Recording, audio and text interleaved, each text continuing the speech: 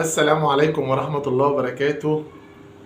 في ملعب عدليانو واخر الاخبار الحصرية اليوم. النهاردة كان في انتقالات كتير قوي وفي كلام كتير قوي عن الميركاتو الصيفي. هنبدأ بمحمد شريف. محمد شريف جاي له عرض من نادي الخليج السعودي ب 2 مليون دولار. اللاعب موافق ان هو يمشي ومش عايز يجدد ويقعد في الاهلي. اهلا وسهلا، مع السلامة، خلاص. نادي الخليج الخليجي عارض على محمد شريف 1,800,000 دولار سنويا. طبعا محمد شريف عقده مع النادي الاهلي 8 مليون جنيه مصري سنويا، فهو حابب يخوض التجربة دي طبعا للمبلغ المالي الضخم. مع السلامة. في كهربا، في صلاح محسن، في مهاجم جديد جاي ان شاء الله يسد مكانه. على النقيض الاخر محمد مجدي قفشه. مجدي قفشه بيجدد للنادي الاهلي لمده 3 مواسم على بياض.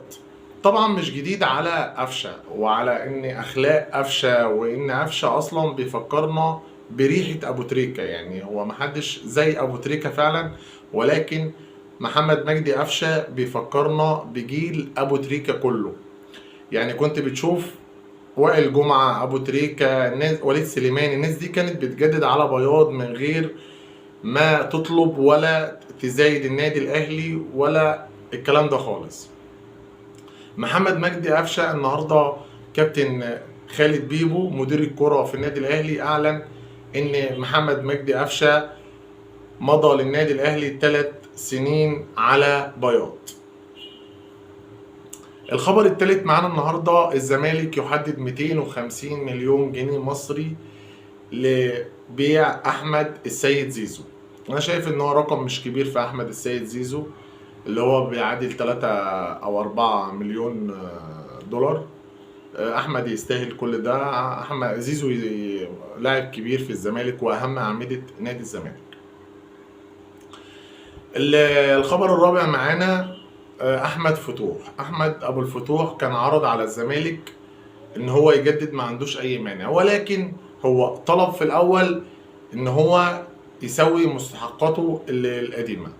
ليه مستحقات عند نادي الزمالك لازم ياخدها الاول، وبعد كده يتساوى كمان بالفئه العليا في الفريق، امثال احمد السيد زيزو. يعني عايز ياخد بتاع 35 مليون جنيه سنويا. وطبعا الزمالك بالازمه الماليه اللي هو فيها دلوقتي استحاله يوافق على كل الطلبات اللي طلبها احمد ابو الفتوح.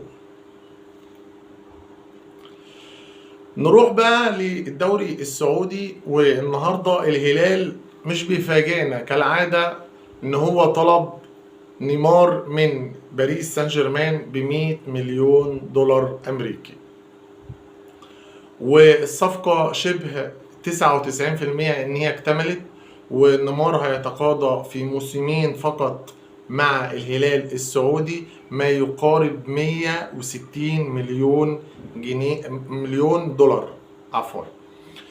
طبعا ارقام يعني كبيرة جدا في الدوري السعودي بنسمعها، ولكن احنا عارفين ان الدوري السعودي دلوقتي بيجيب نجوم العالم كلها، ولكن عمرك شفت موهبة لسه صغيرة زي كيليان امبابي؟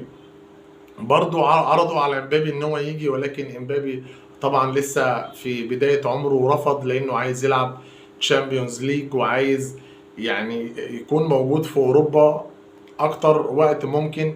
وعشان نبقى واضحين كل الوضوح ان مفيش حد بيروح الدوري السعودي غير لما يكون يعني خلاص شبع كورة ورايح عشان الفلوس فقط لا غير. يعني كده صفقة نيمار شبه خلاص مؤكدة للهلال السعودي. كده اخبارنا النهارده خلصت، ويا رب يعني اكون دايما عند حسن ظنكم، وما تنسوش طبعا الاشتراك في القناة ولايك للفيديو، واشوفكم على الفيديو القادم ان شاء الله، والسلام عليكم ورحمة الله وبركاته.